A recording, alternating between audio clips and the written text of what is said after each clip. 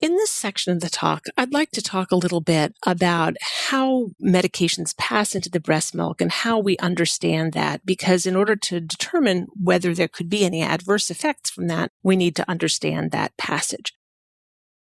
So what determines the passage into the breast milk? Well, a number of things do. The first one I already mentioned in the previous video, and that's molecular weight. At the very beginning and very end of breastfeeding, large molecules can pass in easily, but during the most of breastfeeding, only small molecules can get through. Those of up to 200 Daltons will pass in easily. Sometimes those up to 1,000 Daltons are possible. Anything larger, much more difficult.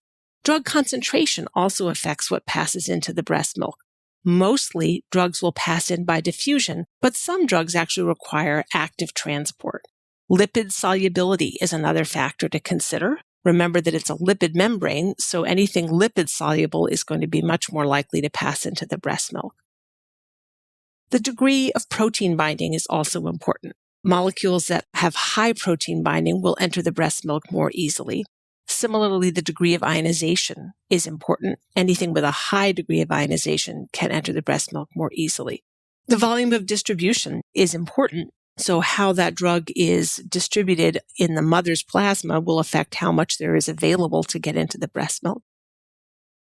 And the half-life of the drug. If the half-life is short, a high concentration in milk will actually promote passage back into the maternal circulation. And finally, the pKa. Weakly basic drugs can become trapped in the milk compartment because it's more acidic than the blood is. So all of those things factor in, and so any individual drug can have different combinations of all these factors that affect whether or not it will pass into the breast milk. It's important also to remember some basic facts about excretion into the breast milk. I've had patients on a medication during pregnancy and then suddenly say, oh, but I don't want to expose the baby through breast milk, and that actually doesn't make any sense. During pregnancy, most drugs will cross the placenta, and the level of the drug in the fetal serum will equilibrate with that in the maternal serum. That means that the maternal dose and the maternal clearance are governing the infant serum level. They're the only things governing the infant serum level. During lactation, by contrast, infants are exposed only to a fraction of the maternal dose. So the infant dose via the milk and the infant clearance are therefore also involved in governing the infant serum level. So during pregnancy, it's only maternal factors. During lactation, it's both infant and maternal factors, so you're actually having a much lower fraction of the drug during breast milk. What that means is if a woman was on a drug during pregnancy, there's no logical reason to stop that drug during breastfeeding.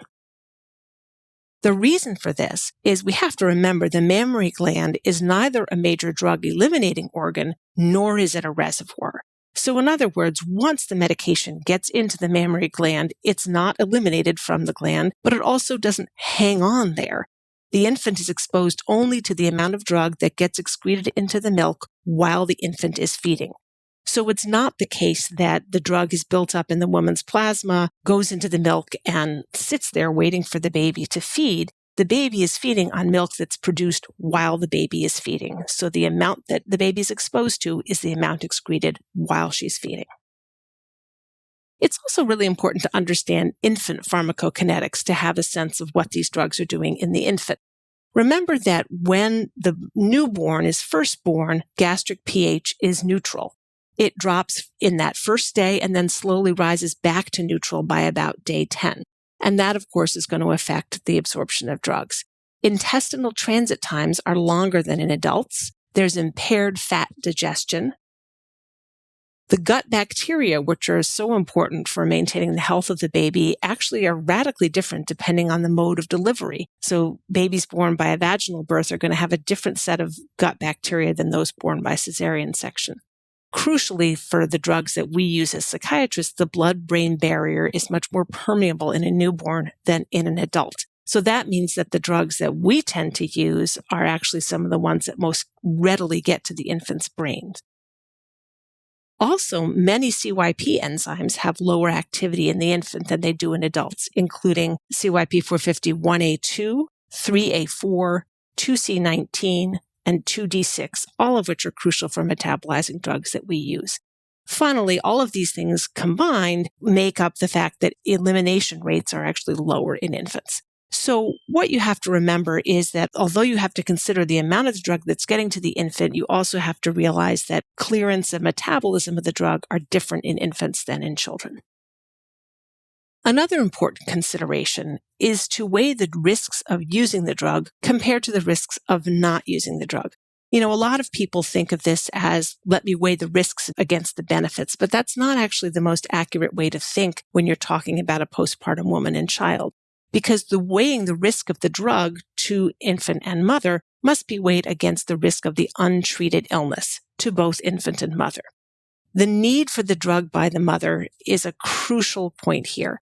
We have to remember the potential adverse effects on the mother and the family system of failing to treat the illness.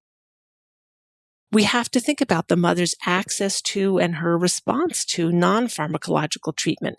Some women may not have access to psychotherapy. Some women may not respond to it, so a medication may be the best choice.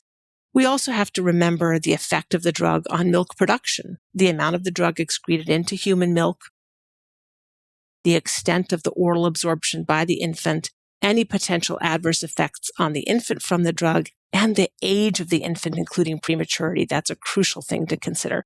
So all of these factors are what we have to weigh in when we're thinking about the risks of using the drug compared to the risks of not using the drug. Remember also that infant intake and infant clearance are both crucial parameters to assess the infant dose. In those first few days after birth, clearance is very low. But remember, so is intake. That newborn stomach was only 5 to 7 milliliters of intake at a time, right? Premature babies may not have the same clearance abilities as full-term babies, and that's a crucial factor. Babies with kidney or liver dysfunction may have trouble clearing certain medications that rely on those organs. And then as the infant matures and adds other sources of nutrients, intake of the drug will go down as the percentage of milk in the diet is replaced by other foods. All of this may seem like an overwhelming amount of information, but fortunately there are some great resources out there to learn about breastfeeding safety. It would never be possible for one physician to remember the details of all the research on breastfeeding with any particular drug, so we look it up. I look them up all the time, even though this is my specialty. It's also important to remember, though, that what you can learn from the literature is information about how those drugs get into the breast milk and case reports of any adverse effects. We actually have no research that weighs the relative risk to the infant against the relative risk to the mother or baby of not using the drugs. So that's the key clinical point, and the research cannot help you with that. In fact, groups that weigh in on the safety of drugs in breastfeeding often have only the infant in mind. For example, the American Academy of Pediatrics has a statement weighing on the safety of certain drugs in breastfeeding, but they're weighing that purely from what the risk may be to the baby without considering the risk to the mother or to the family system of not treating that psychiatric illness. Several resources offer information about drugs and passage into the breast milk. Some of the ones that I recommend include Mother to Baby. That's a website, it's just mothertobaby.org, which has patient-friendly fact sheets in both English and Spanish on the use of a number of different drugs in both pregnancy and lactation. ReproTox, which is a subscription-only service that you have to pay to subscribe to, but has very detailed information on the use of all drugs in lactation and in pregnancy as well. And then there's a book, Hale's Medications and Mother's Milk, which has a really good resource on explaining how medications get into the milk and talking through what the adverse risks might be for different medications. The most comprehensive source, and the one that I go to most often, is called LactMed. It's part of the National Library of Medicine, and it includes a summary of use of nearly all drugs in lactation.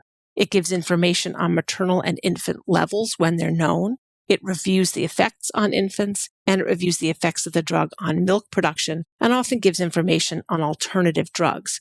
It's available as a website. I'm told that the app that they used to have is not now being kept up to date, but the website is, and that's an important thing to remember. It's also important to remember that the FDA has recently changed its pregnancy and lactation labeling.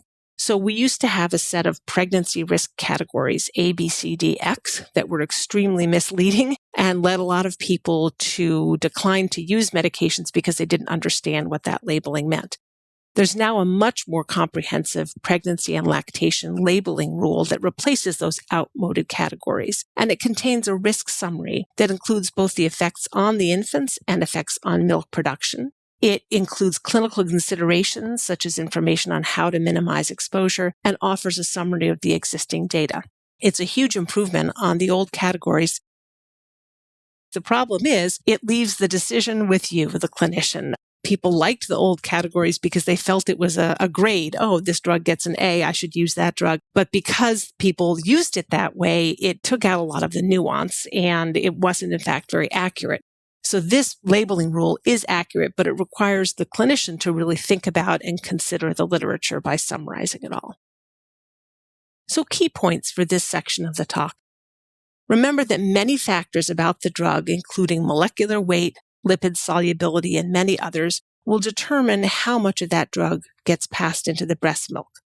There are key factors of infant pharmacokinetics and metabolism, such as intestinal transit time, elimination rates, and the activity of various CYP enzymes that will affect how that drug that's ingested through the milk affects the infant.